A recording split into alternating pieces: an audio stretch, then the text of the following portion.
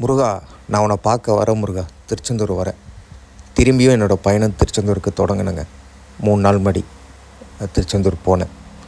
காலையிலேருந்து நம்ப மாட்டீங்க, 3 வாட்டி 4 வாட்டி கோயிலை சுற்றி வந்தேன். பொது தரிசனமும் க்யூ, அந்த ரூ. 100 டோக்கன் போடுறாங்கல்ல, அதுலேயும் க்யூ. சரி, கடற்கரை போயிட்டு நாளை கிணறுலாம் பார்த்துட்டு கடற்கரை போயிட்டு கடற்கரையே தான் உட்காந்துட்டு இருந்தேன். கடற்கரையில் உட்காந்துட்டு திரும்பி அந்த கோயில் பிரகாரம்லாம் சுற்றிட்டே வந்தேன்.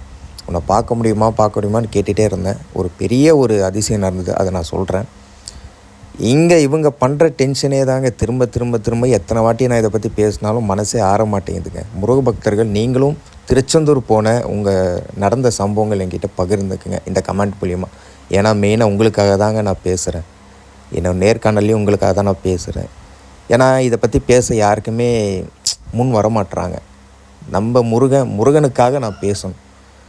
இப்படி கோபமாக இருக்கிற நேரத்துலலாம் முருகர் இந்த மாதிரி அனுப்பிச்சிட்றாரு. ஒரு அன்பை செலுத்துறதுக்கான இந்த பிராணிகள் அனுப்பிச்சிட்றாரு. நான் என்ன பண்ணுறது தெரியல.